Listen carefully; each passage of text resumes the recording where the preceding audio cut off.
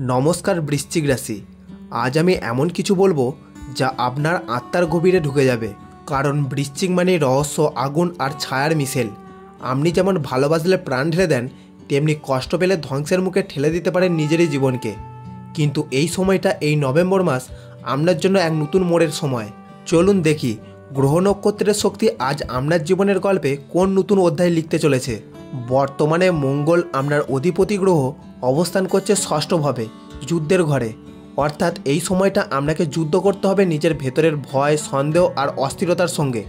মনে হবে চারপাশে সবাই আপনাকে ভুল বুঝছে, কিন্তু ভুল বোঝাবুঝির মধ্যেই তৈরি হচ্ছে এক নতুন আপনি, আরও শক্তিশালী, আরও জেদি, আরও সফল।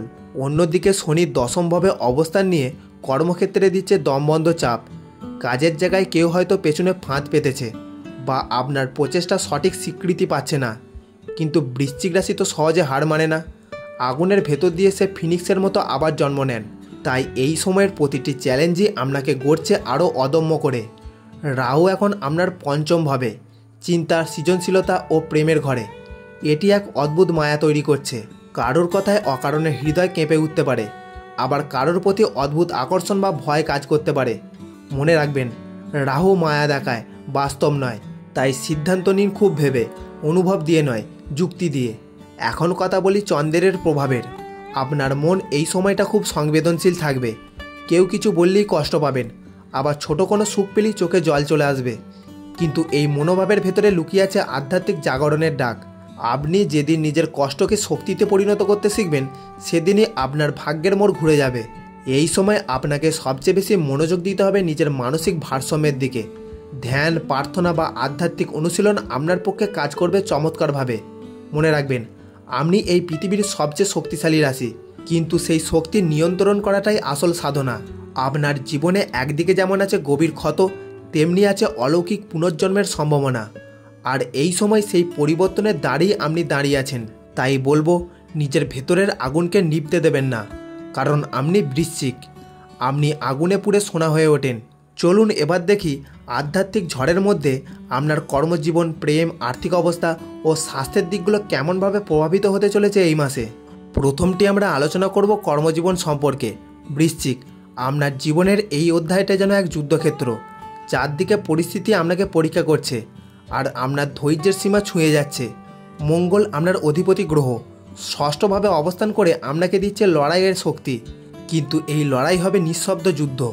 আপনার অফিসে বা কাজের জায়গায় কেউ গোপনে প্রতিদ্বন্দ্বিতা করছে, কেউ হয়তো আপনার সাফল্যে ঈর্ষান্বিত। তবে মনে রাখবেন, আপনি বৃশ্চিক, আপনি নীরব কিন্তু গভীর। যে মানুষকে হারানো অসম্ভব, যদি সে নিজের ইচ্ছায় না হারে। এই সময় আপনার পরিশ্রম হয়তো তৎক্ষণাৎ ফল দেবে না, কিন্তু শনি ধীরে ধীরে সেই ফল সংরক্ষণ করে রাখছে, এক মুহার্য পুরস্কারের মতো। ডিসেম্বরের দ্বিতীয় সপ্তাহের পর সেই পুরস্কারের অভ্যাস পাবেন আপনি। যারা চাকরিজীবী, তাদের ক্ষেত্রে ঊর্ধ্বতনের সঙ্গে যোগাযোগে একটু সাবধান থাকা দরকার। একটা ভুল কথা বা হঠাৎ প্রতিক্রিয়া বড় সমস্যায় রূপ নিতে পারে। বিশেষ করে 12 থেকে 22 নভেম্বর সময়টা অফিস পলিটিক্স বা গোপন শত্রুর ইঙ্গিত দিচ্ছে। যারা সৎ, যাদের পরিশ্রম নিখুঁত, তাদের জন্য এই সময়টা কর্মজীবনের পুনর্জন্মের সময়। যারা ব্যবসা করেন, তাদের জন্য রাহু পঞ্চমভাবে অবস্থান করছে, ফলে নতুন আইডিয়া, নতুন প্রজেক্ট বা বিদেশ সংক্রান্ত পরিকল্পনা মাথায় আসতে পারে। তবে অন্ধভাবে কারো কথায় ভরসা করবেন না। বিশেষ করে পার্টনারশিপে সতর্ক থাকুন। এই সময় চুক্তি বা লোন নেওয়ার আগে একবার জ্যোতিষ পরামর্শ বা আইনি পরামর্শ নিয়ে শুভ হবে। কর্মক্ষেত্রে মঙ্গল ও শনির মিলিত প্রভাব আপনাকে ধৈর্য শেখাচ্ছে। যখনই মনে হবে আপনি থেমে যাচ্ছেন, তখন মনে রাখবেন, এই বিরতি মানে পতন নয়, এটা মহাবিশ্বের দেয়া পুনর্গঠনের সময়। যত বেশি চাপ, তত বেশি শক্তি তৈরি হচ্ছে আপনার ভেতরে।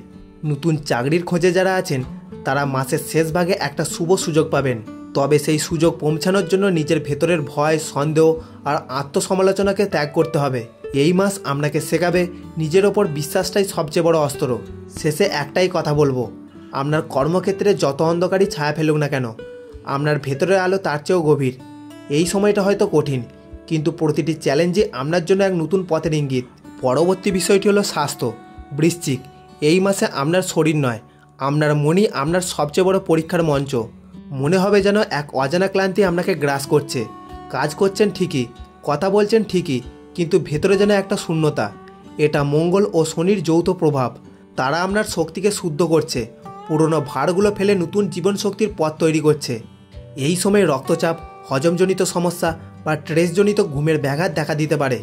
বিশেষ করে রাতে অতিরিক্ত চিন্তা বা মানসিক উদ্বেগ আপনার শক্তি কমিয়ে দিতে পারে। মনে রাখবেন, আপনি বৃশ্চিক, আপনার শরীর যতটা শক্তিশালী ততটাই সংবেদনশীল। তাই নিজের চিন্তাগুলোকেও সঠিক পথে পরিচালিত করা এখন সবচেয়ে জরুরি। চন্দ্রের অবস্থান এই সময় মনকে খুব নরম ও ভঙ্গুর করে তুলবে। যে কথায় আগে হাসতেন সেই কথায় এখন কষ্ট পাবেন। এই সংবেদনশীলতা থেকে মুক্তি পেতে প্রতিদিন ভোরে বা সন্ধ্যায় কিছুটা সময় নীরব ধ্যান, প্রার্থনা বা গভীর শ্বাস প্রশ্বাসের অনুশীলন করুন। এতে শুধু মানসিক শান্তি নয়, শারীরিক শক্তিও ফিরে পাবেন। যারা অতিরিক্ত কাজের চাপ বা রাত জাগায় অভ্যস্ত তাদের জন্য এই সময়টা সতর্কতার সংকেত। শরীরে বিশ্রাম না দিলে মনও আপনার কথা শুনবে না। তাই যত ব্যস্ততাই থাকুক, প্রতি সপ্তাহে একদিন নিজের দিন রাখুন যেখানে আপনি শুধু নিজের যত্ন নেবেন। এই মাসে আধ্যাত্মিক অনুশীলন হবে আপনার আসল ওষুধ। আপনার রাশি রহস্যে ভরা, তাই ধ্যান, প্রার্থনা বা আগুনের সামনে বসে মন্ত্র উচ্চারণ, এই জিনিসগুলো আপনার অন্তর্দাহকে শান্ত করবে। পরবর্তী বিষয়টি হলো অর্থ ও আর্থিক অবস্থা। বৃশ্চিক, অর্থভাগ্যের এই সময়টা যেন এক ঝড়ো সাগর, কখনো উঁচু ঢেউ, কখনো সম্পূর্ণ স্তব্ধ। এই মাসে আপনার আর্থিক অবস্থা একদিকে নতুন আশার আলো দেখাবে, অন্যদিকে কিছু অপ্রত্যাশিত ব্যয় বা ক্ষতির মুখে ফেলতে পারে।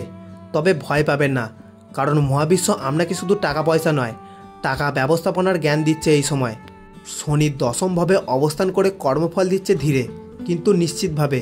আপনি যত বেশি ধৈর্য ধরবেন তত বেশি আপনার আর্থিক স্থিতি মজবুত হবে। এখন যে পরিশ্রম করছেন তার প্রকৃত ফল আপনি পাবেন ডিসেম্বরের শেষে বা জানুয়ারির প্রথম ভাগে। তবে এখনই ভুল সিদ্ধান্ত বা আবেগে কেনাবেচা থেকে বিরত থাকুন। বিশেষ করে রাহু পঞ্চমভাবে থাকায় অদ্ভুত প্রলোভন তৈরি হতে পারে। কেউ হয়তো দ্রুত লাভের প্রস্তাব দেবে, কেউ নিশ্চিত মুনাফার আশ্বাস দেবে। কিন্তু বৃশ্চিক, মনে রাখবেন, রাহু যেটা দেখায় সেটা সবসময় বাস্তব নয়। চলতি মাসে বাড়ির বা পরিবারের জন্য কিছু অপ্রয়োজনীয় ব্যয় হতে পারে, যেমন বাড়ি মেরামত, ইলেকট্রনিক্স বা স্বাস্থ্যের খরচ। এই খরচগুলো হয়তো এখন বোঝা মনে হবে, কিন্তু পরবর্তীতে এগুলি লাভে পরিণত হবে। যারা ব্যবসা করেন তারা নতুন বিনিয়োগে ধীর গতিতে এগোন, বিশেষ করে মাঝামাঝি সময় অর্থাৎ 12 থেকে 20 নভেম্বরের মধ্যে। এই সময় চন্দ্রের প্রভাব আপনার অর্থ সংক্রান্ত সিদ্ধান্তকে আবেগপ্রবণ করে তুলতে পারে। কখনো হঠাৎ কিছু কিনে ফেলবেন, কখনো কাউকে সাহায্য করতে গিয়ে নিজের অবস্থাকে ঝুঁকিতে ফেলতে পারেন। শেষে একটাই কথা বলবো, আপনার অর্থভাগ্য এই মাস পরীক্ষা নিচ্ছে কিন্তু অস্বীকার করছে না। যদি আপনি শৃঙ্খলা, ধৈর্য আর পরিকল্পনা বজায় রাখেন তাহলে নভেম্বরের শেষ থেকেই টাকার প্রবাহ ধীরে ধীরে আবার সক্রিয় হবে। পরবর্তী বিষয়টি হলো প্রেম ও পারিবারিক সম্পর্ক। বৃশ্চিক, আপনার হৃদয় যেন এক গভীর সমুদ্র। বাইরে থেকে যত শান্ত দেখায় ভেতরে ততটাই ঢেউ।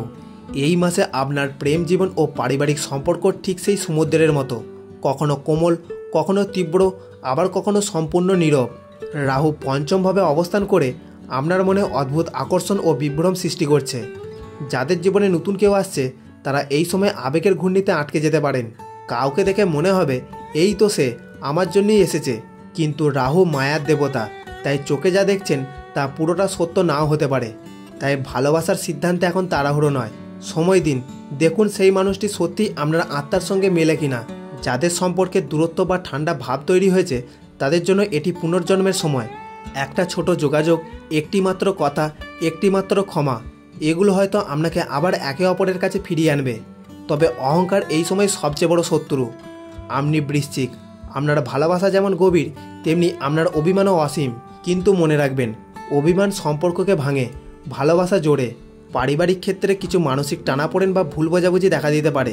বৃদ্ধ সদস্য বা পরিবারের কারো স্বাস্থ্যের দিকে নজর দিতে হবে।